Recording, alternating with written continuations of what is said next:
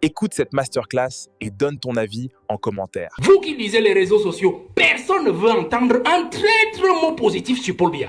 Parce que tous les Camerounais raisonnent en termes de souffrance. Ils regardent leur quotidien et regardent le quotidien de ceux qui gouvernent et se disent comment est-ce qu'un pays peut être bâti ainsi?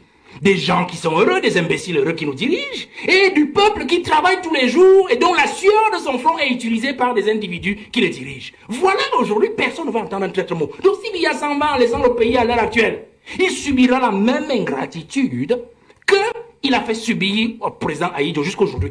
Il nous a laissé un pays, il est en train de nous laisser un pays de népotisme, où on dirige avec ses enfants, on dirige avec son épouse, on dirige avec les neveux. Et on parlait du sous-sol camerounais qui est intact. Bon d'accord, moi je suis d'accord avec le professeur, parce qu'en fait, ce qu'ils sont en train de faire dans nos brousses à l'est et partout dans le sud, bon, ils sont en train de gratter le sous-sol, parce qu'on n'en a plus que ça. Mais on dit, l'honorable a dit, on a préservé notre sous-sol comment dire, de l'appréhension de l'étranger. D'accord, je suis d'accord. Mais notre sous-sol n'est pas préservé. Des rapaces internes. Suivez seulement tous les contrats qui sont signés au Minimid. C'est le fils de, c'est le neveu de, c'est le neveu de. Et tout ça se ramène au président de la République. On passe par le système de népotisme. Enfin, regardez cet héritage d'égoïsme. Il y a des ministres dans ce gouvernement qui sont les ministres de la cuisine du président.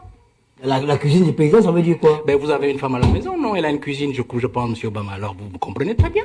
Il y a des ministres qui font du mauvais boulot parce qu'ils savent qu'ils ne doivent rien au Premier ministre.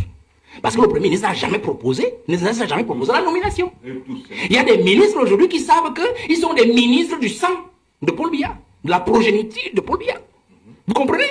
Et donc, moi je m'amuse quand je vois des Camerounais surpris, pleurer tous les jours. Tel ministre, on dit les poubelles, tel ministre, on dit les routes, on dit ceci. J'ai dit, mais vous ne comprenez pas quoi?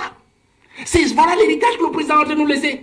Je pense encore que lorsqu'on rentre dans cet héritage-là de Paul Biya, l'héritage négatif, l'héritage noir, qu'il faut absolument changer, qu'il faut absolument renverser, il faut rester dans cette logique de Paul Biya qui justement nous laisse un héritage d'un homme dépensier, dispendieux, un homme qui n'aime pas son pays. Je prends un simple cas, prenez la Suisse, il a passé 49 jours en Suisse, c'était le grand débat d'octobre dernier.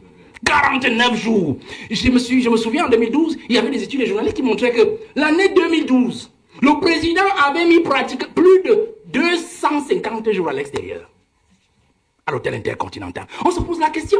Ahidjo n'avait jamais passé plus de 15 jours à l'extérieur. Quand il y allait, c'était soit pour congé d'une semaine, il prenait son congé annuel, il partait à la Côte d'Azur, il revenait quelque part ici à Nassarao dans son village, ou alors il allait à Moulvoudaï. Parce que même quand vous arrivez sur la milieu de Moulvoudaï, je ne sais pas si ça a changé quand j'étais sur le terrain, vous allez trouver les derniers babouches du président Ahidjo, c'est ces derniers sandales.